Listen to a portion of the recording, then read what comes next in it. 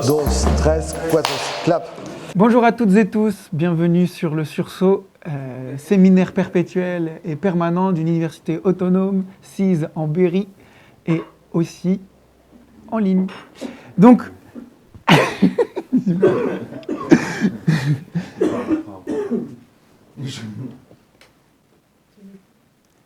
vous savez que moi je travaille sur les stratagèmes et aujourd'hui je vais vous parler de celui qui est peut-être le maître des stratagèmes, au point que tous les stratagèmes qu'il développe serviront à la fin, à la terme, à faire disparaître les stratagèmes de la société même.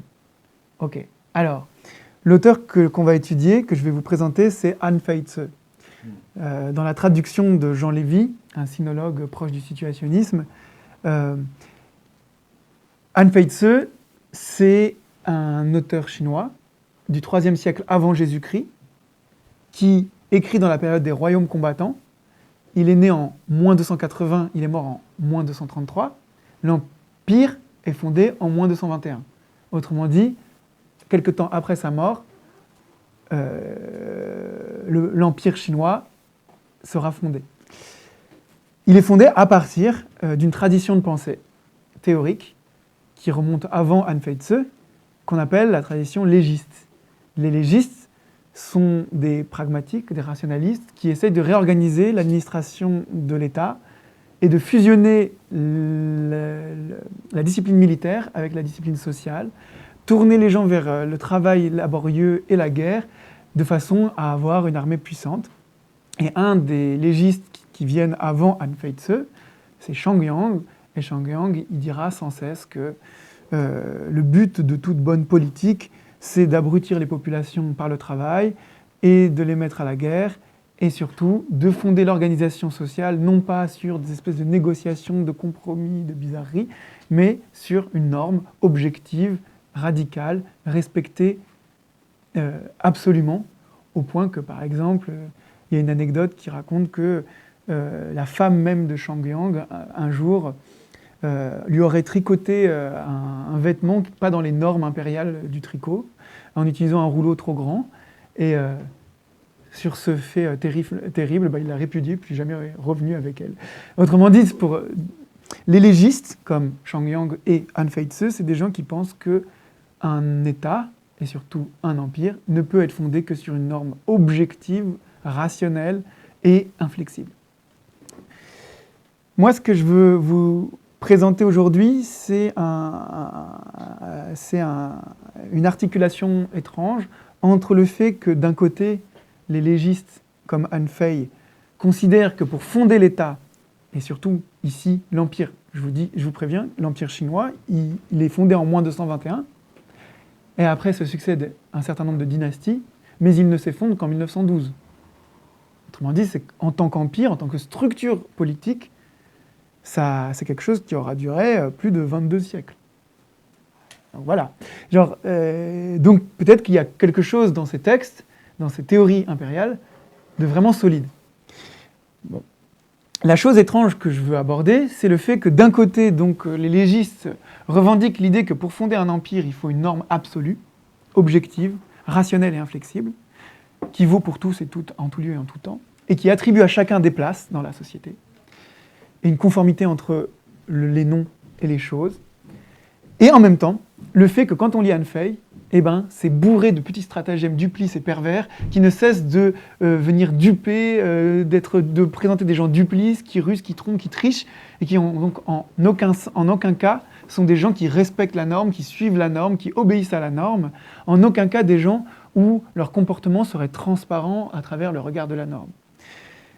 La tension qu'il y a dans ce livre, et dans les écrits des légistes en général, c'est le fait que d'un côté, ils revendiquent une norme objective et inflexible, et de l'autre côté, cette norme objective et inflexible ne peut être vraiment mise en œuvre que par une multiplicité de stratagèmes, tous plus ou moins pervers et clandestins, où, en définitive, on se demande qu'est-ce qui fait la consistance de la norme, si ce n'est sa continuelle transgression.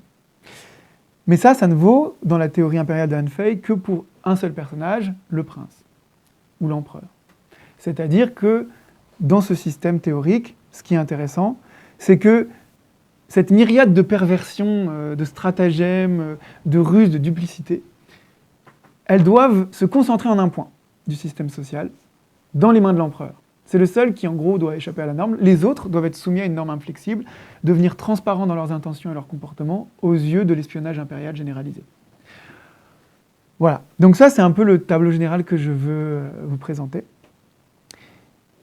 Il se trouve, comme je l'ai dit tout à l'heure, que les stratagèmes impériaux du prince sont des stratagèmes qui jouent à un niveau qui est tel qu'ils doivent abolir tout stratagème dans l'ordre social général. L'ennemi du prince, c'est bien sûr le peuple, mais pas tant que ça. C'est surtout les grands, les puissants, les magistrats, les ministres, les ambitions personnelles. Et donc, tout le traité du prince, le Tao du prince, consiste à développer un ensemble de techniques qui permettent d'éviter de se faire terrasser par la coalition qui nous entoure, plutôt que par le peuple d'ailleurs, et donc à faire disparaître par avance toute pensée de transgression et à faire disparaître par avance tous les stratagèmes de ses propres soutiens. Moi, la thèse que je veux soutenir dans cette conférence, c'est l'idée que on peut, à partir de Han Fei, développer une théorie plus générale de ce que c'est que la domination, la servitude sociale en général. Si on se place dans un débat entre les marxistes et les anarchistes, il se trouve que les marxistes, les disciples de Marx, vont dire que le point où se jouent les rapports de pouvoir consistants et déterminants, c'est l'exploitation économique. Et dans l'exploitation économique, c'est au niveau du travail et donc des manières de produire et des types de rapports entre, par exemple, le patron, les machines, un capital, des salariés qui viennent vendre leur force de travail, etc. Et que le lieu où où doit se jouer la critique, c'est là, dans l'exploitation économique. Les anarchistes, eux, généralement, ils répondent en disant que l'espace de la critique qui doit être ouvert, c'est celui de la domination politique. Et la domination politique, c'est pas identique à l'exploitation économique, c'est un autre rapport. Ça implique des dimensions politiques, donc un certain nombre de valeurs et d'idées qui sont fausses et qu'il faut évacuer, mais aussi un système juridique, par exemple. Et il faut critiquer ce système juridique qui garantit les rapports de domination. Par ailleurs, les anarchistes critiquent le pouvoir en tant que pouvoir, c'est-à-dire en tant que rapport hiérarchisé et inégalitaire, tandis que dans une tradition de plus de lutte contre l'exploitation économique, bien sûr tout ça entre en compte, mais ce n'est pas le centre de la critique. Moi je veux dire qu'entre ces deux positions, anarchisante, domination politique, et marxiste, exploitation économique, grâce à Han Fei Tse, on peut essayer de proposer une théorisation des servitudes sociales à travers l'idée non pas d'exploitation économique et non pas de domination politique, mais de manipulation éthique. Manipulation, on comprend spontanément ce que ça veut dire qu'en un certain sens, on fait des choses à notre insu, déterminées par quelqu'un d'autre, par l'intention d'un autre. Et éthique, qu'est-ce que ça veut dire? Là, c'est plus au sens étymologique. Éthique, ça vient de ethos en grec. Ethos, ça veut dire le comportement, l'attitude. Et l'idée de manipulation éthique, c'est l'idée que, avant de s'intéresser à la critique de l'exploitation économique ou de la domination politique, on peut essayer de s'intéresser aux types et aux formes ou aux modes de manipulation éthique, c'est-à-dire de modification des comportements, de manipulation des comportements, de manipulation des attitudes. Il n'y a pas si longtemps, des gens qui suivent la tradition philosophique de Bruno Latour ont pu dire qu'au fond, le capitalisme dans lequel on entrait n'était plus vraiment un capitalisme, puisque chez Latour, il y a toujours une suspension, on ne sait pas ce que c'est que le capitalisme, etc. Et qu'au fond, la domination était plus économique, mais éthonomique. C'est-à-dire qu'il y a cette hypothèse dans une certaine veine théorique et critique qui consiste à dire qu'au fond, l'essentiel, ce n'est pas tellement les rapports économiques, les modes de production, les riches, les pauvres aussi, mais c'est comment sont ingéniés ou façonnés les comportements, les attitudes. Et c'est pour ça qu'on considère qu'il y a une sorte de passage de l'économie à l'éthonomie. Éthonomie étant nomos, la règle, la loi, la norme, de l'éthos, c'est-à-dire de la manière d'agir, du comportement. Donc je m'inscris là-dedans, théoriquement, et je pense que Han Fei, c'est un bon terrain théorique et critique, pour examiner cette hypothèse de lecture et de critique du réel, de ce qu'on va appeler l'aliénation, la domination, l'exploitation, le pouvoir, enfin, toutes ces choses-là.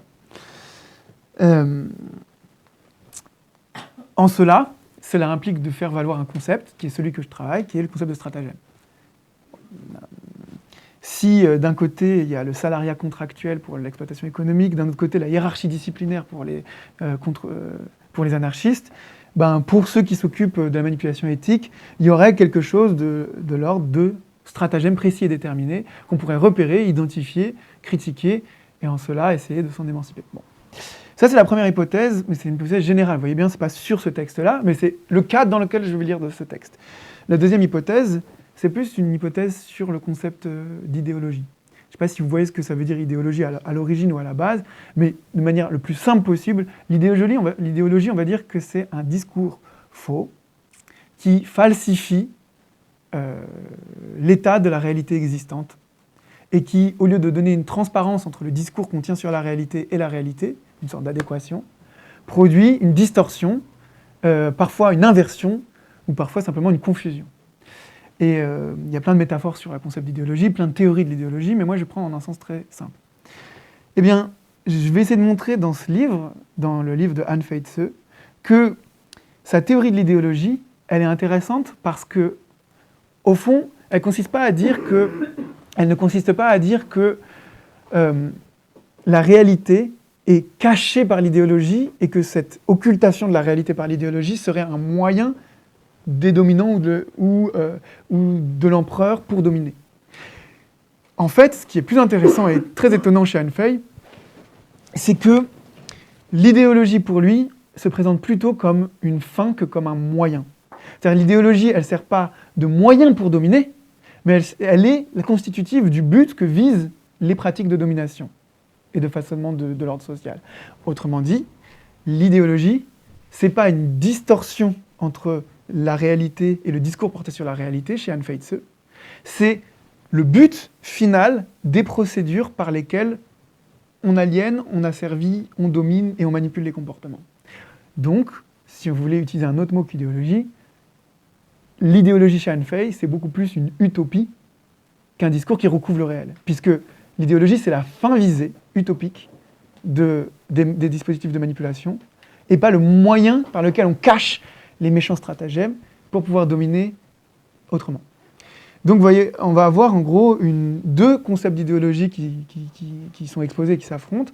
Un concept de l'idéologie comme falsification, on peut même dire sophistique, c'est-à-dire quand on dit n'importe quoi du réel, d'un côté, et la conception qu'on découvre chez Han Fei, qui est beaucoup plus étrange et beaucoup plus flippante, parce qu'il s'agit de l'inverse, c'est-à-dire non pas d'une falsification du réel, mais d'une adéquation, au contraire, extrêmement stricte, entre les mots et les choses.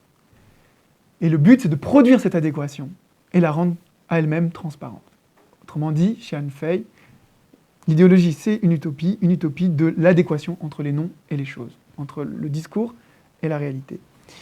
Bon, alors, tout ça, ça s'inscrit dans des discussions, je ne vais peut-être pas rentrer dedans parce que ce serait trop long, mais disons que par exemple, il y a un sinologue qui s'appelle Léon van der Merch, qui est mort en 2021, qui était né en 1928, qui est de formation, il a fait une thèse en droit, et c'est pas étonnant, et c'est important parce que finalement, ceux qui travaillent sur le droit et qui ont fait des thèses en droit, généralement, ils vont valoriser une conception idéaliste des rapports sociaux, c'est-à-dire une conception dans laquelle le droit, le système juridique, c'est lui qui détermine ce qui se passe dans la société. Alors que les marxistes, on va avoir tendance à dire ça, le droit, le système juridique, les idées, tout ça, c'est un épiphénomène de rapports matériels concrets de production et de rapports de force. Mais Léon van der Merch, il constate en étudiant la Chine que, bizarrement, la Chine ne se prête pas tellement, en tout cas la Chine antique, ne se prête pas tellement à l'analyse marxiste, c'est-à-dire à l'idée que c'est les rapports de production, des échanges économiques qui déterminent ensuite le type de droit qu'on va avoir, etc. Parce qu'en Chine, on constate qu'il y a bien un rapport de haut en bas, c'est-à-dire qu'il y a bien des intellectuels qui ont théorisé une doctrine pour fabriquer un système social, pour réformer l'agriculture et la production, et que ça vient bien des textes des lettrés, du droit, d'un système juridique particulier, et que ça se réalise ensuite dans la matière, Donc le mouvement, il va des idées à la matière et pas de la matière aux idées, si on veut. Ça va, vous suivez sur ce point? Ok. Et donc, Léon van der Merch, il va dire, bon, bah voilà, il se trouve qu'en Chine, ce qu'on constate, c'est une vérité, qui est d'ailleurs une vérité générale pour lui dans toutes les cultures, donc c'est pas seulement une vérité pour la Chine, mais une vérité théorique et anthropologique, c'est l'idée qu'il y a une universalité de la prédominance de l'idéologie sur les facteurs matériels de production. C'est-à-dire de l'ensemble des idées, du droit, etc., sur la production matérielle de la vie et des besoins. Autrement dit, ce qui prédomine, c'est l'idée et pas la matière. Bon, c'est ce que nous dit Léon van der Merch, et il le dit de manière ironique d'ailleurs, parce qu'il utilise justement Marx pour critiquer les marxistes, puisque Marx, c'est quelqu'un qui dit que la différence entre les abeilles et les hommes, c'est que les abeilles construisent dans leur tête l'idée du projet qu'ils veulent réaliser, donc ils l'imaginent, avant de le réaliser dans la matière, tandis que les abeilles, ils sont dans une espèce de processus immanent de production de la ruche, selon Marx, un texte très connu du Capital. Et donc, à partir de cette idée, il va dire, voilà, dans les cultures humaines, les mondes humains sont produits d'abord par la représentation de ces mondes, c'est-à-dire par les idées conçues par des gens et par les textes théoriques produits sur comment il faut réformer le monde, et ensuite, ça se réalise matériellement. Ça, c'est la thèse de Léon van der Merch, qui l'applique à partir d'une lecture de Marx dans le texte, sans qu'on entre dans les débats. Voilà. Donc, Léon van der Merch, c'est quelqu'un qui va dire les Chinois nous montrent que l'idéologie prédomine sur les facteurs matériels. Et donc, qui réfute l'idée que ce soit l'inverse. Dans ce débat-là, moi je ne vais pas entrer très à fond dedans, mais je vais juste dire qu'on a eu des critiques de tous les bords, et cette opposition entre idées et matière, mode de production et système juridique et politique, toute cette opposition, en fait, elle sert à rien, parce que on sait que dans tout processus de production matérielle, il y a forcément simultanément des idées qui orientent la production, et inversement, il n'y a pas d'idée qui n'ait pas de support de production, support matériel. Je veux dire, les idées diffusées par Anne Fey, elles sont diffusées à travers des manuscrits, des textes, dans une position sociale matérielle déterminée, etc. Et donc, plutôt que de jouer l'opposition idée-matière, vaut mieux prendre un axe un peu différent. Pour là, je ferai plutôt référence à un anarchiste, anthropologue qui s'appelle Graeber. Graeber qui va dire que les modes, si on regarde bien et attentivement les modes de production d'objets matériels, en réalité, les modes de production d'objets matériels, ça fonctionne plutôt comme des espèces de processus où il y a des motivations idéales qui s'engagent dans des processus matériels, et donc les deux sont liés, d'abord, cette première critique. Et la deuxième critique plus précise, chez Graeber, c'est l'idée que les modes de production, ce n'est pas des modes de production d'objets, ce n'est pas que les modes de production d'objets. C'est-à-dire on n'a pas une industrie pour produire des chaussures, ou des tables, ou des marchandises. On produit aussi, dans les modes de production, des personnes et des relations entre les personnes. C'est-à-dire qu'il faut élargir le spectre de ce que c'est qu'un mode de production. Il ne s'agit pas de produire seulement des outils, des objets, des tables, des chaises et des marchandises, mais on produit aussi des personnes et des relations entre des personnes.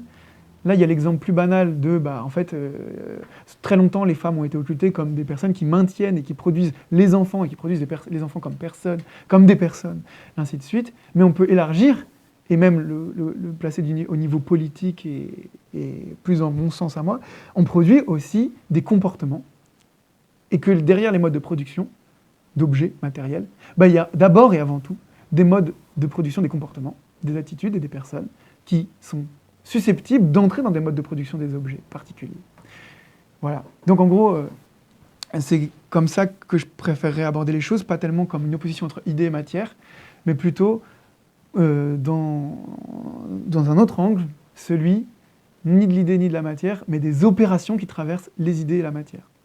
C'est pour ça que j'appelle ça des stratagèmes. C'est des opérations, des manœuvres qui traversent les idées et la matière. Ok, donc là, je suis désolé, je suis entré un peu dans... J'ai bien avancé dans ce cadre théorique que j'avais dit que je n'avancerais pas, mais on va voir maintenant plus précisément la théorie de Anne Fey dans le Tao du Prince. Bon, partons d'abord de ce que je vous ai dit à propos de l'idéologie comme utopie. En fait, chez Anne Fey, dans son texte, le but de la loi, ce qu'il appelle la norme, Fa en chinois. D'ailleurs, la France, c'est Zhongfa, c'est le pays de la loi en chinois. Fa, la norme, ou la loi. Si j'hésite entre norme et loi, c'est parce que les lois prétendent passer par notre conscience, nul n'est censé ignorer la loi, et donc passer par un consentement de la conscience qui produit l'obéissance, et qui évite que la loi soit obéie uniquement par contrainte, mais elle est obéie justement parce qu'on accepte consciemment la loi. Si j'hésite à dire loi ou norme, c'est parce que la loi chez Han Fei, c'est norme, c'est-à-dire la norme, son but objectif, c'est de disparaître elle-même.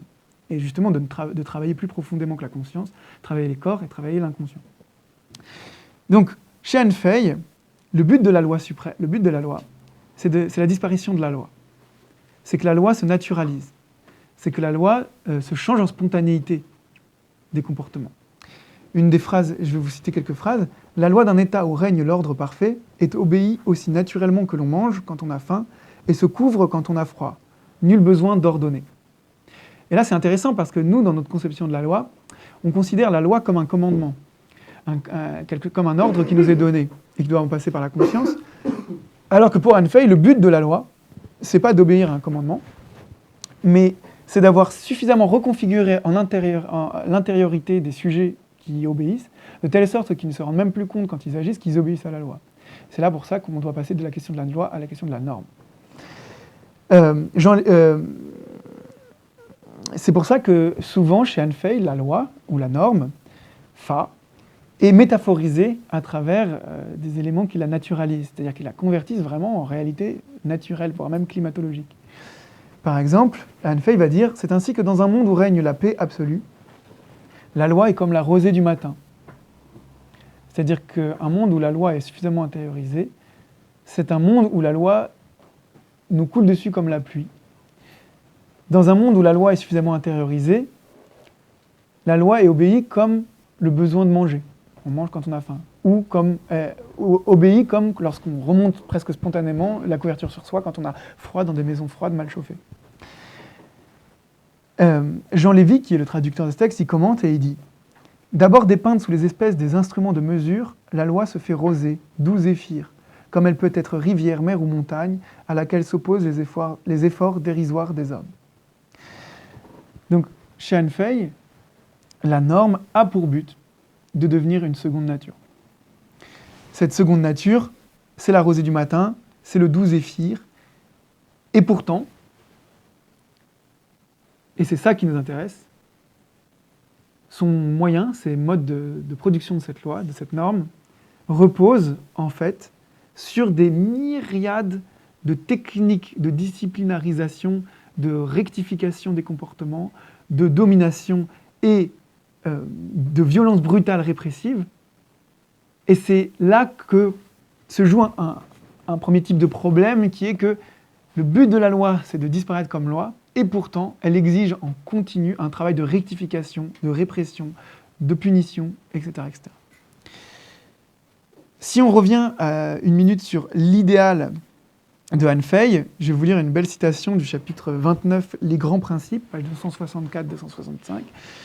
L'idéal de Han Fei, il est très beau, parce qu'au fond, son but, c'est une paix éternelle, impériale, dans laquelle il n'y a plus de guerre, et dans laquelle il n'y a même plus d'histoire. Cette idée, il la signale à travers l'idée que les annales des archives restent vierges. Et donc la phrase, c'est « C'est ainsi que dans un monde où règne la paix absolue, la loi est comme la rosée du matin, la simplicité primitive ne s'étant pas encore dissipée, il n'y a pas de ressentiment dans les âmes, ni de récrimination sur les lèvres. Chevaux et équipages ne sont pas fourbus et usés par de longs voyages. Bannières et guidons ne s'en mêlent pas en désordre dans les marais.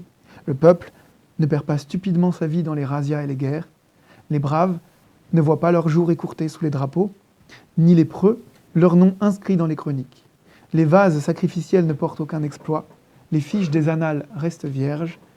C'est ce qui me fait dire qu'il n'est plus grand profit que la simplicité, bonheur plus durable que la paix. » Dans cette phrase, enfin dans ce but de paix impériale éternelle, il y a des éléments qui sont intéressants. Par exemple, il va dire la simplicité primitive ne s'est pas encore dissipée. Pourquoi il dit ça? Parce que, premièrement, on voit et on sent que le but de l'entreprise impériale de normalisation des comportements, c'est de retrouver une simplicité primitive. Donc, c'est une fin, mais c'est aussi un retour à quelque chose d'ancien. Chez Han Fei, il y a souvent cette idée que le peuple originaire, à barbe noire et à longs cheveux, était doux, simple, tranquille, qu'il n'était pas corrompu et qu'il n'avait pas une double pensée qui lui permettait de ruser et d'avoir... voilà. Et c'est ce but primitif, enfin c'est cette donnée primitive qui doit être retrouvée grâce à l'Empire. Première remarque. La deuxième remarque que je vais vous faire, c'est que ce qu'il cherche, c'est la simplicité, un bonheur simple, mais ça en passe par une telle complexité technique, administrative et impériale qu'on pourrait dire que la philosophie d'Han Fei, elle est structurée par deux excès. Un excès de simplicité et un excès d'activisme complexe de la part du prince pour pouvoir maintenir son pouvoir dans l'état de société et maintenir la norme dans les cœurs, au fond des âmes, de telle sorte à ce que personne ne dévie de cette norme. En gros, c'est un but de rectification permanente de tous les comportements, c'est extrêmement complexe, pour produire de la simplicité. C'est extrêmement paradoxal. Ok. Donc là, on a une vision, une image du but, de ce que doit produire l'Empire. Maintenant, on va essayer de voir un peu le tableau et l'idée ou la spécificité de sa théorie du pouvoir souverain, sa théorie de la souveraineté. C'est-à-dire une souveraineté fondée sur la norme, donc on va essayer de comprendre c'est quoi sa théorie de la souveraineté, et en deuxième temps, c'est quoi la norme. Bon, la chose importante à dire et à soutenir, c'est que généralement, dans la pensée occidentale, mais disons depuis au moins la Renaissance, mais même avant, en tout cas depuis la Renaissance, on a une théorie de la souveraineté. La souveraineté, c'est-à-dire c'est la question qui juge, qui décide en dernière instance. Cette théorie de la souveraineté, elle est subjective. C'est-à-dire que on a une théorie selon laquelle c'est bien quelqu'un, qui a une personne, le prince, le monarque, qui décide. Et la spécificité de la pensée de Han Fei, c'est qu'en réalité, le prince, la personne du monarque, elle compte pas. Elle compte pas. Elle compte tellement pas qu'il nous dit à plusieurs reprises qu'on peut mettre un enfant, un débile ou une personne souffrant de grands problèmes moteurs et intellectuels. Il a besoin d'une seule chose, ce prince, c'est de suivre rigoureusement les techniques de domination. En gros, le prince, il peut être teubé s'il obéit à la norme objective et à l'ensemble des techniques de domination qui sont préconisées par Han Fei et les légistes, alors il règne et il garde son pouvoir. Si on met un génie, si on met le prince type Machiavel, c'est-à-dire le prince virtuose, c'est-à-dire le prince dont la puissance repose sur la qualité des temps, sur une espèce d'intuition des événements et des circonstances, sur saisir le bon moment. Si on met ça à la place de l'empereur pour Han Fei, dans un premier temps, ce qu'il va nous dire, c'est que ça va faire une catastrophe. Ça va être n'importe quoi. Il va commencer à avoir l'intuition qu'il faut plutôt écouter tel conseiller plutôt que tel autre, choisir des hommes, etc. Et ne respectant pas les normes objectives, lentement son pouvoir de punition et de récompense, son pouvoir de structuration de la société, va se diffuser, se déplacer. Alors, peut-être une chose à dire avant de continuer.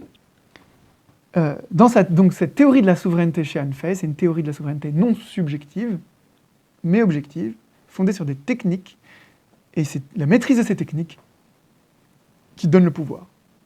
Ce n'est pas la qualité personnelle du souverain qui lui donne un pouvoir particulier.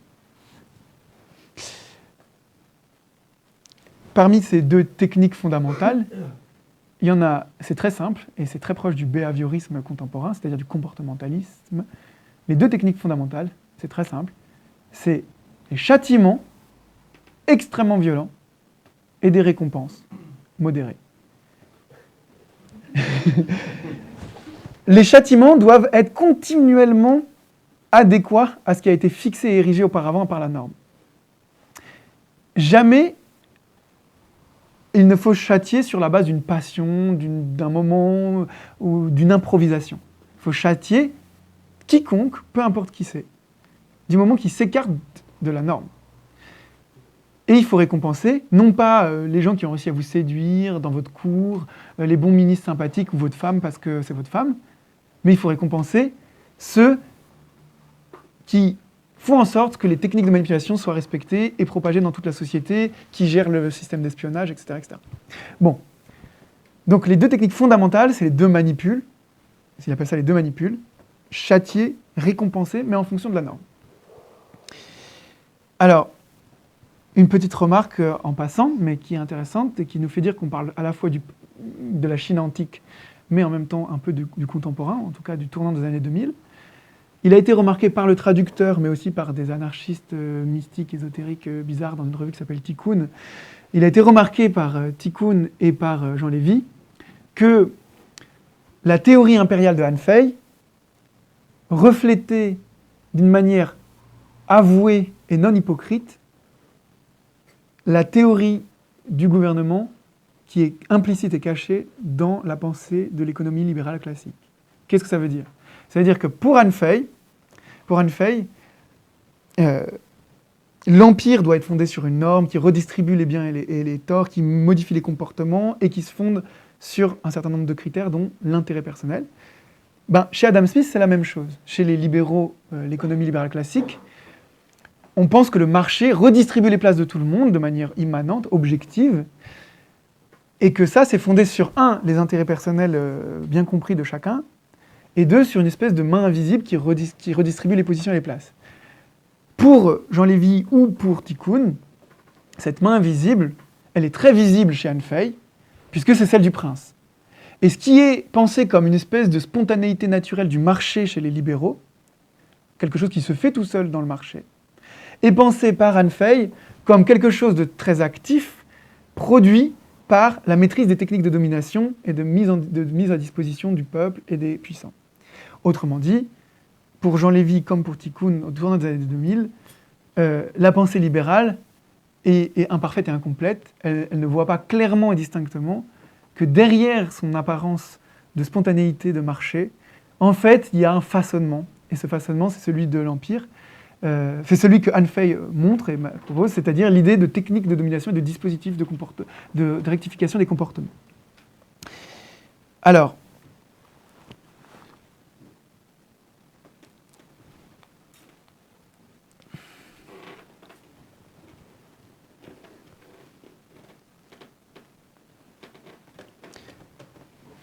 je vais vous présenter 2-3 concepts, puis après j'essaie de tirer les conclusions de tout ça pour les idées de base. Il y a une très grosse citation, mais je ne vais pas la lire, qui résume un peu sa pensée, je vous la distribuerai. En attendant, je pense qu'il faut présenter un certain nombre de concepts pour bien comprendre sa théorie, par différence avec d'autres théories. Et donc je vais essayer de vous présenter le concept le plus important, à mon sens, de la philosophie de Han Fei, philosophie du pouvoir. C'est le concept de position, ou chi, ou che, en fonction des manières de translittérer, S-H-E. Position, donc, qui est aussi traduit parfois par disposition ou propension. Mais en réalité, propension, c'est pas très correct. Il faut comprendre le che comme un concept de pouvoir dans la position. De pouvoir dans la position ou dans la disposition des choses. C'est-à-dire qu'on a du pouvoir non pas parce qu'on a des qualités intrinsèques en tant que personne particulièrement charismatique, mais on a du pouvoir chez Han Fei parce qu'on tient une position déterminée dans une structure. Et cette position, elle est à la fois topologique, au sens où c'est un espace, c'est une position dans un espace, mais elle est aussi de l'ordre d'une chaîne de maîtrise. C'est-à-dire c'est à la fois une position spatiale. Cette position spatiale, elle a de sens que parce que c'est une chaîne de maîtrise d'un certain nombre de techniques qui fait que le dernier de la chaîne, il est bien soumis à la norme et pas maître de cette norme ou subversif par rapport à elle. Donc le concept de position, je vais vous présenter, et ensuite je vais essayer de vous présenter le concept de Xingming, forme non ou non-chose. C'est-à-dire qu'en gros, c'est l'idée d'une adéquation corrective, de rectification des comportements par rapport aux places ou aux noms qui leur sont déterminés. Donc Xingming et position.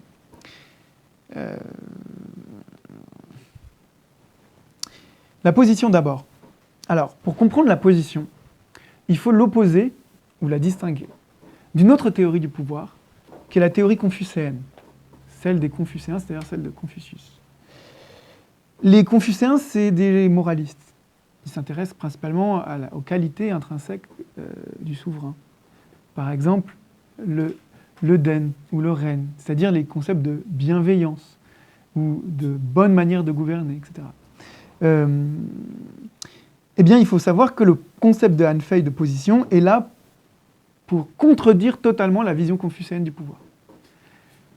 Et ça, c'est pas seulement une contradiction théorique au sens où moi j'ai envie de penser ça, vous pensez ce que vous voulez. Pour Han Fei, c'est pas possible d'avoir simultanément dans un système de pouvoir, dans un empire, une domination fondée sur la vertu confucéenne et les qualités intrinsèques du souverain, la morale, et en même temps une domination fondée sur la position. C'est pas possible, ça n'a pas de sens. Donc pour lui, il y a une contradiction, théorique, mais même logique. Et cette contradiction logique, c'est une contradiction logique qui se joue dans le réel. C'est-à-dire que pour lui, c'est contradictoire au sens où essayer d'avoir quelqu'un qui revendique le pouvoir de vertu contre le pouvoir de position, il n'emportera jamais. C'est tout. Genre, il se fera toujours dominer et rectifier par la norme qui est fondée sur des techniques et des dispositifs de manipulation. Pour expliquer cette contradiction entre les légistes et les confucéens, entre Han Fei et les suiveurs de Confucius, il y a une métaphore qui est utilisée et qui sera reprise dans le maoïsme. Une métaphore, c'est la métaphore du bouclier invincible et de la lance irrésistible. Pour Han Fei, dire que le souverain peut fonder son pouvoir sur la vertu et pas sur la position, et dire que ça c'est compatible avec l'existence d'un pouvoir de position dans le même espace social, dans le même système, c'est une contradiction absolue. C'est la même contradiction que de dire qu'il existerait dans le même monde un bouclier qui ne peut être percé d'aucune lance et une lance qui vainc à tous les coups tous les boucliers. Matériellement, c'est vrai que s'il existait un bouclier qui ne peut être percé et une lance qui transperce tous les boucliers, eh bien, leur rencontre prouverait que ni l'un ni l'autre n'a ce pouvoir-là, cette possibilité-là. Il ne peut pas y avoir en même temps un bouclier invincible et une lance indestructible et invincible. C'est pas possible. Donc, pourquoi c'est intéressant cette métaphore ou cette image ? Parce que au lieu de penser la logique contradictoire par quelque chose d'abstrait, il le pense dans un rapport concret et dans un rapport de force concret. Et il se trouve que pour Han Fei, eh bien, vous pouvez essayer d'avoir quelqu'un qui dit qu'il est une lance avec une vertu morale très profonde. S'il existe en même temps un rapport de position bien structuré, ce type-là sera continuellement anéanti. Je fais une incise problématique, parce que ça c'est l'objet d'une autre conférence, mais c'est pas grave. En fait, ce qui est intéressant chez Han Fei, c'est que c'est ici, justement, qu'il y a un problème pour moi dans son système théorique. C'est à ce point précis.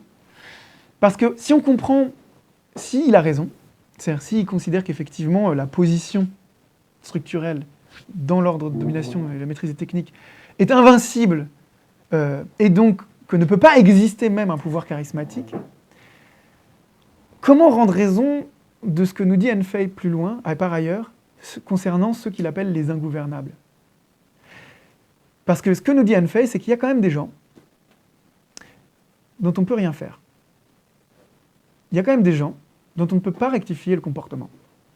Des incorrigibles, des irrécupérables. C'est les sages, les saints, c'est-à-dire ceux qui ont une extrême vertu, ou les brigands, les vicieux, comme Che, qui sont tellement vicieux qu'ils n'ont pas peur des châtiments et des récompenses. Les sages, les saints, les très saints, se foutent des récompenses que le pouvoir peut leur accorder, et ils sont prêts à mourir, plutôt que d'accepter une récompense qui viendrait tordre leur valeur, en quelque sorte, ou leur vertu. Et inversement, les grands brigands, ils s'en foutent des châtiments. Et donc leur vice est tel qui sature la possibilité même de la norme. Et ça, c'est ce que dit Anne Fey. Et là, c'est un problème même d'interprétation et de compréhension, parce que, en un sens, ceux-là, s'ils ne sont pas rectifiables par la norme, ils expriment donc bien l'existence d'un pouvoir qui n'est pas le pouvoir structural de position, et qui est un pouvoir qui vient des qualités intrinsèques, alors, soit excessivement vicieuses, soit excessivement vertueuses. Et du coup, c'est quoi sa solution à Anne Fey? Et ça m'intéresse particulièrement. Les ingouvernables, on n'a qu'une seule chose à faire. J'imagine vous imaginez ce qu'ils faisaient. On ne peut pas les gouverner, donc. Donc, vous trouvez un immense trou et vous les balancez dedans. Et vous espérez qu'ils meurent bien profond. En gros, il faut exécuter, mettre à mort les ingouvernables. Les excessivement vertueux et les excessivement vicieux. Et ça m'intéresse théoriquement dans l'œuvre d'Anne Fey, pour une raison toute simple. C'est que lui, il est persuadé qu'il n'y a que le pouvoir de position, et en même temps, il nous dit qu'il faut tuer les ingouvernables. Alors, soit, ce qui veut dire, c'est que les ingouvernables n'expriment pas une résistance très forte parce qu'on peut les tuer, et donc c'est pas grave. Mais en un autre sens, j'ai l'impression que si on a besoin de tuer, donc d'exécuter, de mettre à mort un certain nombre de gens, c'est bien qu'il y a une espèce de résistance intrinsèque dans la réalité. Je veux dire, si on pouvait ne pas tuer des ingouvernables, ça veut dire qu'on pourrait finalement, en définitive, les gouverner. Et donc le pouvoir de position serait accomplissable, réalisable, achevable au maximum. Mais parce qu'on a besoin de les tuer régulièrement. Alors, à mon avis et à mon sens, ça veut dire que, mine de rien, Anne Fey, il sent bien qu'il y a une compétition réelle entre ceux qu'il appelle les preux, les P-R-E-U-X, qu'on pourrait traduire par valeureux, les preux, ceux qui agissent, soit extrêmement vicieux, soit extrêmement vertueux, qui agissent au nom d'un certain nombre de valeurs, et qui du coup veulent les incarner, et de ce fait produisent une mystérieuse résistance. Un antagonisme donc réel et logique entre ces gens-là et le prince, et dans sa position. Donc ça, c'est une question à traiter qui est grave intéressante, parce que, d'une certaine manière, il avoue qu'il existe en fait vraiment un autre contre-pouvoir, un autre ordre d'exercice du pouvoir, ou peut-être de non-pouvoir. Et que, certes, il peut y avoir des ingouvernables qu'on finira soit par tuer ou par gouverner, mais il y a aussi des gens que lui appelle ingouvernables, mais que nous, on a envie d'appeler, avec le concept de Malabou, Catherine Malabou, qui est une philosophe anarchisante, de non-gouvernables. Elle distingue ingouvernable et non-gouvernable parce qu'elle dit que l'ingouvernable, c'est quelqu'un qu'on finit quand même par gouverner, puisqu'en fait, c'est juste la difficulté du pouvoir, c'est la résistance, la rébellion. Alors que le non-gouvernable, c'est quelqu'un qu'on finira jamais par gouverner, donc on doit juste tuer, ou écraser, mais on peut rien faire d'autre. Et ça m'intéresse, parce que ça veut dire que d'une certaine manière, il y aurait une conscience chez Anne Fey du non-gouvernable qui viendrait contredire quand même son idéal de société parfaite, pure, fondée sur la position et les techniques de manipulation, parce qu'il y en a qui, en définitive, se font pas manipuler, pas parce qu'ils sont plus intelligents, mais juste parce qu'ils sont plus bornés que les autres. Bref. Alors, retournons vite 2 minutes sur la question de la position. La position, chez Anne Fey, c'est souvent pensé de manière topologique. D'abord, par exemple, avec la métaphore du moyeu. Vous savez, le moyeu d'une roue, c'est le centre d'une roue dont partent tous les rayons. Et pour Anne Fey, il faut que le prince soit le centre, qui tienne tous les rayons, qui permettent à la roue de rouler.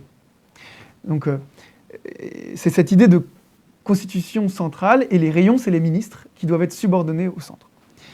Mais par ailleurs, il va utiliser plein de petites métaphores ou de petites images. Par exemple, il va nous dire, c'est évident que le pouvoir de position fonctionne. Par exemple, si vous mettez un bloc d'acier de 1000 livres sur un bateau, il flotte.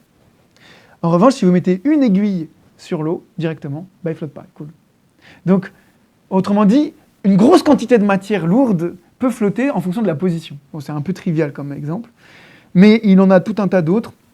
Je vais passer assez vite dessus. Un autre exemple, c'est par exemple, il va dire l'eau, normalement, ça éteint le feu. Si vous jetez de l'eau sur le feu, ça l'éteint.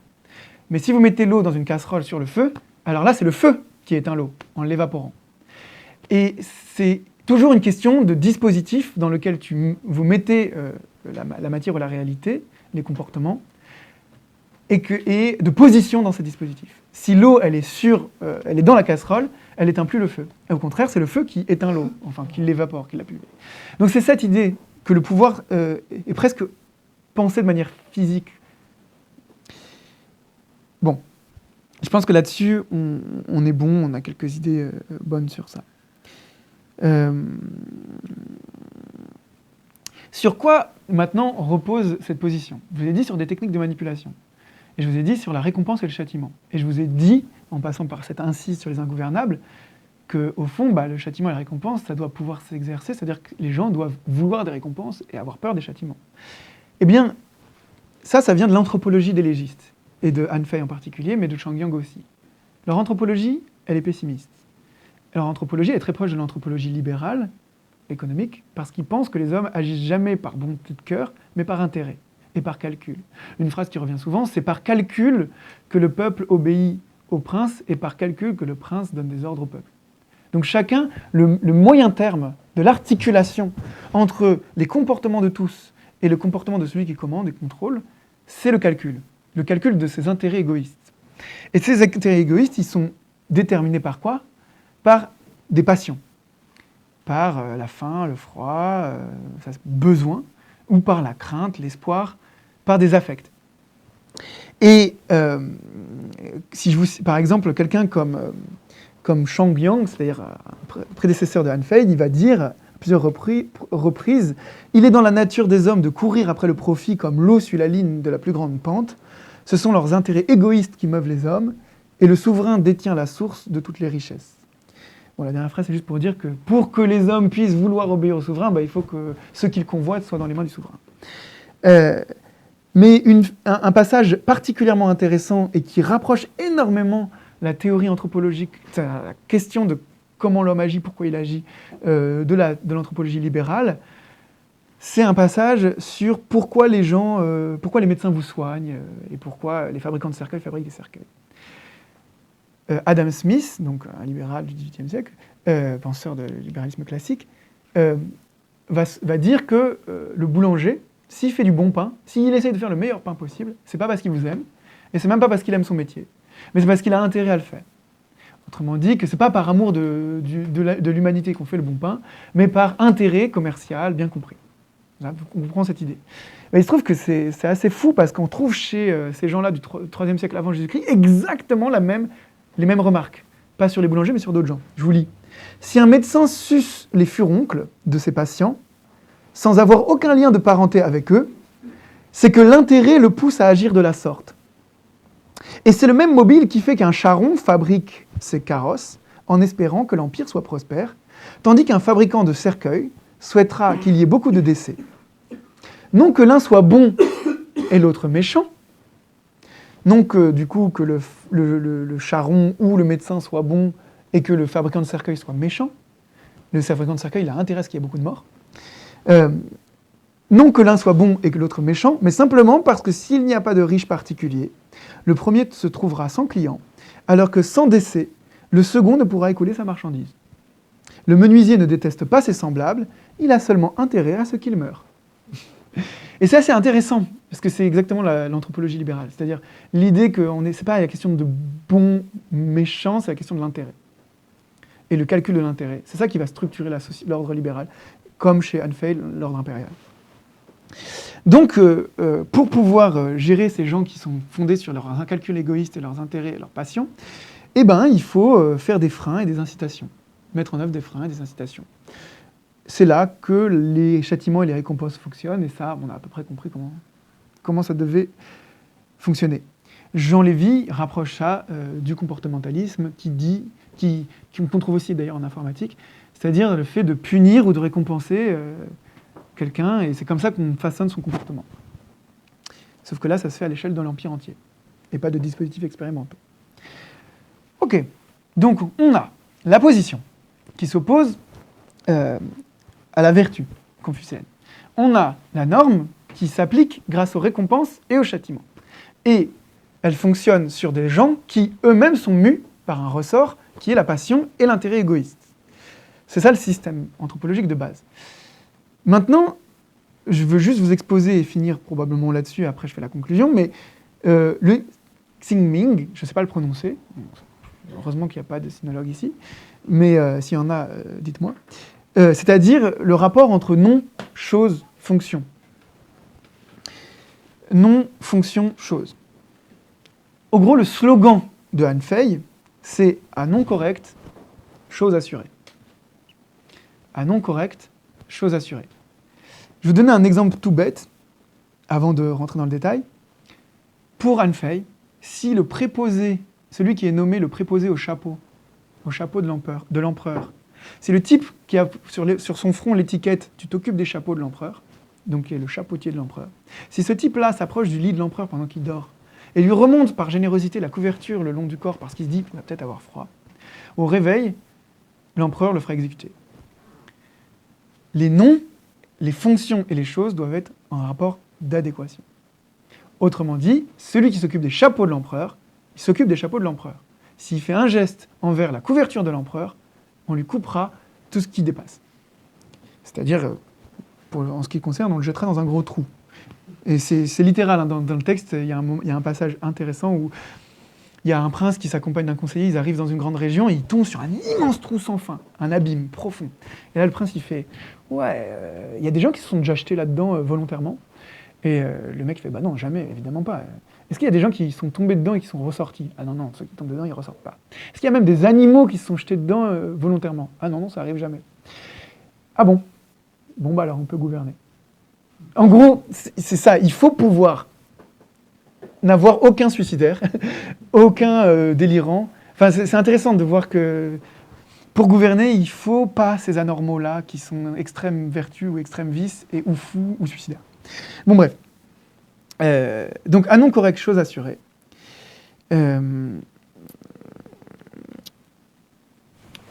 Bon, il y a des concepts en chinois que je vais vous donner en 2 secondes. La norme, donc la loi Fa, je vous ai dit, en réalité, quand elle est déterminée, c'est-à-dire définie, elle est définie par Gui, Zhu, Quan, c'est-à-dire elle est définie par compas, équerre et balance. Autrement dit, la norme fonctionne plutôt comme le compas voilà, qui sert à faire des cercles bien droits, l'équerre qui sert à faire des angles droits, et la balance qui sert à mesurer. Autrement dit, la norme Fa, chez Han Fei Tse, c'est un ensemble d'instruments rigoureux de correction des courbes, des angles, des poids et mesures. Et ça, c'est important parce que cette norme, elle doit continuellement rectifier le rapport entre les noms et les choses. Et un exemple trop intéressant de cela, c'est la lutte que mène la norme contre les sophistes. Les sophistes, c'est qui ? C'est des intellectuels qui veulent faire des raisonnements à la mort moelle-nœud et puis qui généralement arrivent à vous démontrer que ce qui existe n'existe pas, ou l'inverse. Ce qui n'existe pas existe. Par exemple, Han Fei donne l'exemple d'un sophiste qui s'appelle Ni Yue, un sophiste du Song, qui avait réussi à démontrer à tout le monde et à mettre sur le cul absolument tout le monde en prouvant qu'un cheval blanc, parce qu'il était blanc, ne pouvait pas être un cheval. Et il était très content de sa découverte, et effectivement, les autres n'arrivaient pas à trouver de raisonnement qui réfutait son raisonnement sophistique. Donc sophisme, ça veut dire arriver à démontrer des choses absurdes ou fausses, parfois avec des erreurs de raisonnement, pas forcément. Sauf que Han Fei écrit ensuite, mais lorsque monté sur son cheval blanc, il voulut passer la frontière, force lui fut de s'acquitter aux douaniers les droits sur les chevaux. Tant qu'il reste sur le plan du discours, un rhéteur peut triompher de tout un pays. Sitôt qu'il se trouve confronté à l'épreuve du réel, il ne trompe plus personne. Autrement dit, quand il passe la douane, son cheval blanc qui n'est pas un cheval est quand même un cheval et il doit payer les taxes de douane. Et ça, c'est très intéressant pour la question de la rectification des noms et des choses et des fonctions. Pourquoi ? Parce que, je vous ai dit, l'idéologie, ça peut être la falsification du réel. Par exemple, dire qu'un cheval blanc, c'est pas un cheval. Ce serait une sorte d'idéologie sophistique, très minoritaire. Et quand ce sophiste Ni Yue va à la frontière et paye ses droits de douane, Han Fei dit qu'il est confronté à la réalité. Mais payer ses droits de douane, est-ce que c'est être confronté à la réalité ? Non, payer les droits de douane, c'est être confronté à une norme. Donc pas au réel, mais au réel de la norme. C'est être confronté à quelque chose de conventionnel, qui est attribué au niveau des frontières, etc. Et qu'est-ce qui est intéressant à ce niveau-là ? C'est que, comme je vous l'ai dit tout à l'heure, il y a 2 concepts d'idéologie.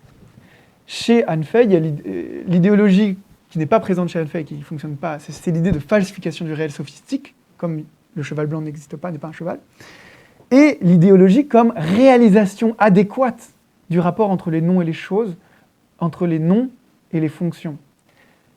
Donc quand le sophiste sur son cheval blanc arrive à la frontière, paye les droits de douane, c'est pas tellement le réel contre l'idéologie du sophiste qui se confrontent. C'est deux modes de l'idéologie qui s'affrontent. Le mode de falsification du réel, de distorsion du réel qui vient de la sophistique et qui dit le cheval blanc n'est pas un cheval, et le mode de l'idéologie pour Han Fei qui est la conformation entre des idées et des places, des fonctions, des comportements. Payer ses droits de douane n'est pas plus réel que de tenir un discours dans lequel le cheval n'est pas un cheval. C'est pas plus réel.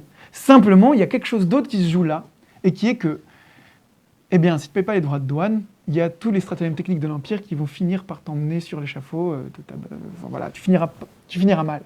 Bref, donc la théorie de Han Fei, du Xingming, de la rectification des noms, pour moi, c'est celle qui est intéressante pour élucider un concept d'idéologie qui est une idéologie réalisée. Et donc pas une idéologie qui déforme le rapport au réel, qui distord, mais bien au contraire une idéologie où le réel, c'est-à-dire les contraintes physiques fortes entre les noms et les fonctions et les choses, sont définies par des rapports de pouvoir, par les techniques de manipulation impériale. Et c'est là-dessus que je voulais terminer. Et donc là, maintenant, je vais passer à la conclusion. Bon, il y a plein de paradoxes dans le livre de Han Fei, j'en ai dit un sur les ingouvernables, mais il y en a plein d'autres. Mais un des plus grands paradoxes assez magnifiques, c'est que Han Fei va complètement disparaître après la fondation de l'Empire chinois. Han Fei, il meurt en moins 233, exécuté. Comme tous, Shang Yang aussi sera exécuté. Et il le savait. Il le savait puisque lui-même conseille dans son texte que de tuer les lettrés, les intellectuels et les théoriciens du pouvoir. Donc l'Empire, il est fondé, lui, il meurt un peu avant, mais exécuté, parce qu'il va essayer de conseiller justement celui qui deviendra le futur empereur, c'est-à-dire celui qui deviendra Qi Shi Huangdi. Lui, Han Fei, vous l'entendez, c'est un Han, il vient des Han, mais la région qui va l'emporter, c'est le Qin, enfin le Qin. Enfin, en gros, c'est la région qui donnera Qi Shi Huangdi. Et Han Fei, comme il n'était pas écouté par les Han, il était vénère, il va voir les Qin, il va essayer de les conseiller. Bon, ça ne va pas marcher, bon, pour plein de raisons. Mais en revanche, ils vont appliquer le programme légiste de gouvernement, les réformes agraires qu'il faut faire, les réformes de structure impériale, la technique de manipulation impériale. Sauf que, et c'est ça le point paradoxal intéressant, c'est qu'en révélant ces stratagèmes et ces techniques de manipulation et de domination dans des traités, eh bien, d'une certaine manière, ils ont exposé l'Empire en même temps qu'ils l'ont conseillé.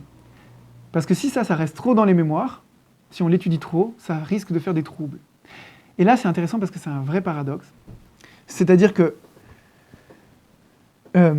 pour Han Fei, le moment où il triomphe réellement, théoriquement, c'est le moment où ses œuvres disparaissent, où elles sont réalisées dans les structures impériales, mais où son texte disparaît et lui-même est exécuté. Et pendant à peu près 2000 ans, sauf une fois au XVIe siècle, on ne parlera plus de Han Fei, ni de Shang Yang, ni de la tradition des légistes. Les légistes, on se met à en reparler au XXe siècle. Donc le premier paradoxe, c'est l'idée qu'en révélant les stratagèmes de techniques de manipulation, les stratagèmes de pouvoir au prince, et en croyant fonder une domination technique, on voit qu'on est quand même aussi et en même temps obligé de dissimuler ces mêmes stratagèmes, et donc d'imposer dans la réalité une idéologie, mais au sens traditionnel. C'est-à-dire cacher en fait qu'il y a ces techniques de pouvoir qui s'imposent partout. Donnons un exemple très concret. Qi Shi Huangdi fonde l'Empire, mais ça ne dure pas très longtemps. Et c'est en guerre civile constante. Après, ce sont les Han qui relaient les Qin, la dynastie des Han. Et les Han, ce qu'ils vont faire, c'est qu'ils vont réinstaurer le confucéisme comme idéologie religieuse, ritualiste, fondamentale de l'Empire. Et on ne parlera plus jamais des légistes.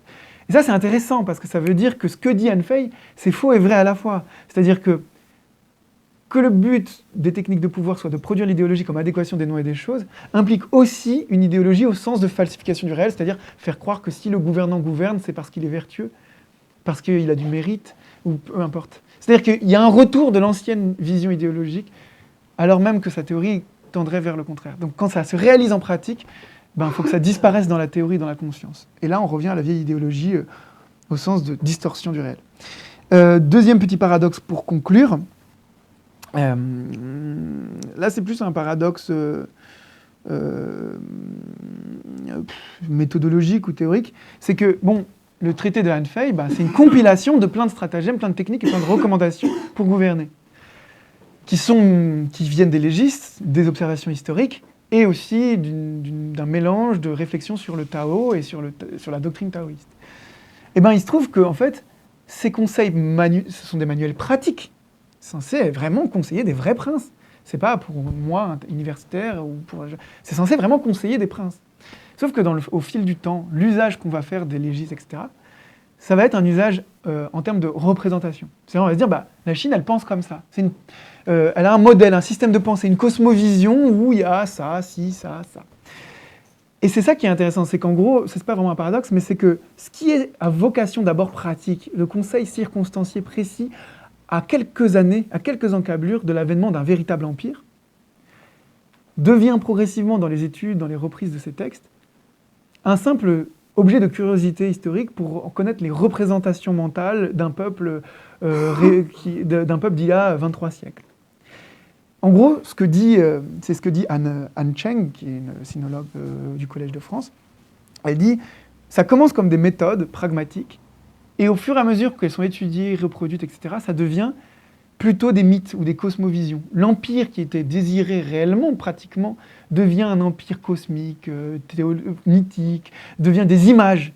Et ça, c'est très intéressant, ce passage d'un moment pragmatique, technique, vraiment destiné à fonder un empire réel, à un fond culturel collectif, métaphorique, qui revient sans cesse.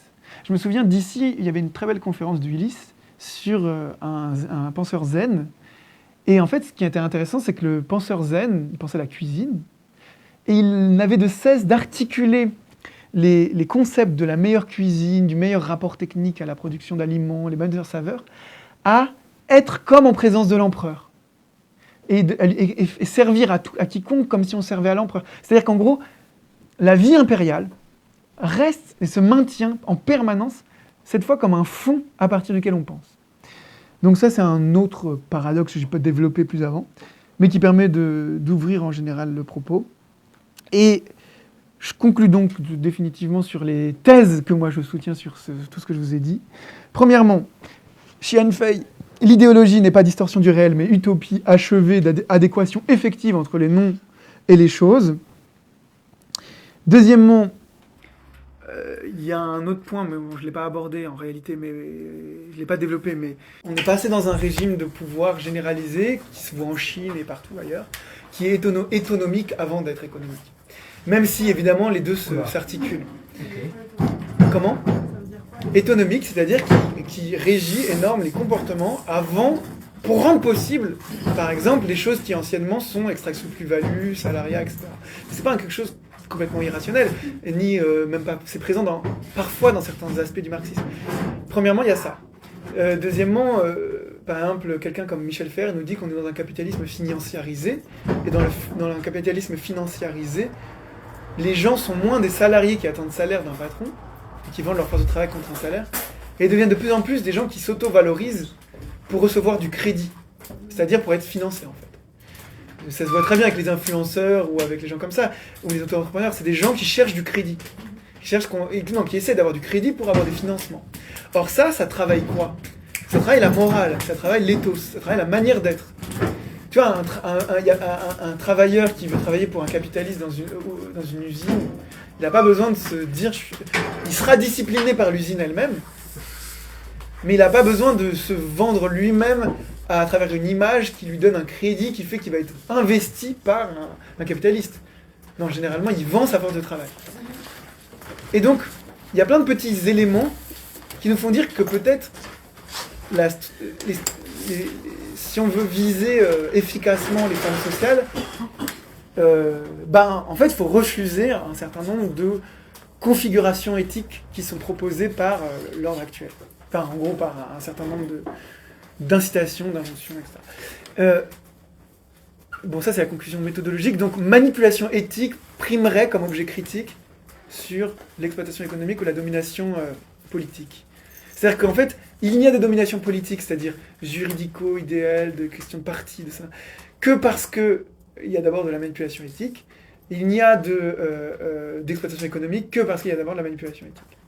Ce serait l'idée, ce serait qu'il y a quand même une sorte de hiérarchisation des objets critiques. Bon, ça, c'est les conclusions générales méthodologiques. Conclusion sur Anne Fey, il y a l'idéologie, c'est une utopie et pas un voilement du réel. C'est un but et pas un moyen. 2, le prince doit se fonder sur une norme objective, rationnelle, rectificatrice des noms et des choses. Et ça doit être la même pour tous et tout le temps. Mais en même temps, là j'ai pas abordé ce point, mais en fait on voit que le prince est constamment en train de ne pas obéir à la norme, de ne pas la suivre et de tricher, d'être pervers vis-à-vis d'elle, de ne pas être dans la transparence de la norme.